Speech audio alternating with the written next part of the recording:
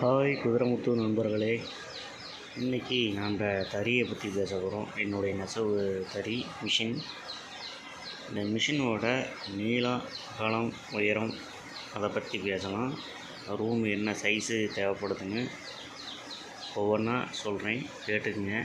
உங்களுக்கு விருப்பமாக இருந்தால் இந்தமாரி போடுறதா இருந்தால் போட்டுக்குங்க, சரிங்களா? இப்போ இந்த தறியோட நீள அகலத்தை பற்றி சொல்ல போகிறேன். தறியோட அகலம் பார்த்திங்கன்னா 12 அடி.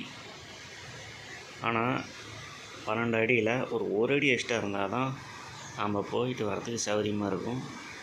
12 அடி அகலம், ஆனால் 13 அடி அகலமாக வேணும். அதேமாரி நீளம் பார்த்திங்கன்னா 12 அடி, அதே 12 அடி தான். உயரம் 12 அடி வேணும், ஆனால் 13 அடியாக நீங்கள் ரெடி பண்ணிக்கணும். அப்போ தான் மேலே போய் நிற்கிறதுக்கு சௌகரியமாக இருக்கும். தறி சுகராக 12 அடி இருந்தால் நிற்க முடியாது. 13 அடி, மேக்ஸிமம் 14 அடி இருந்தால் பரவாயில்ல, சரிங்களா?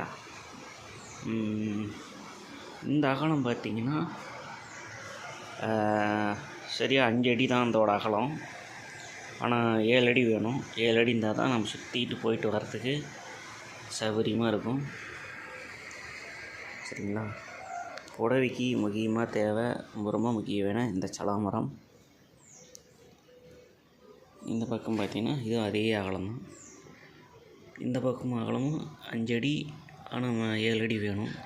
அப்போ தான் நம்ம நடந்து போயிட்டு வரத்துக்கு சௌகரியமாக இருக்கும்,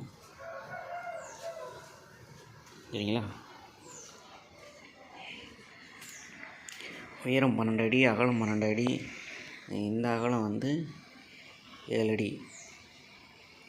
எல்லாம் ஒவ்வொரு அடி 2 அடி எக்ஸ்ட்ராவே இருக்கணும். அப்போ தான் நம்ம சௌகரியமாக போயிட்டு வர முடியும். ஓகே மக்களே, வேறு ஏதாவது டிக்கெட்டில் இருந்தால் கேளுங்க, சரிங்களா? பாய்.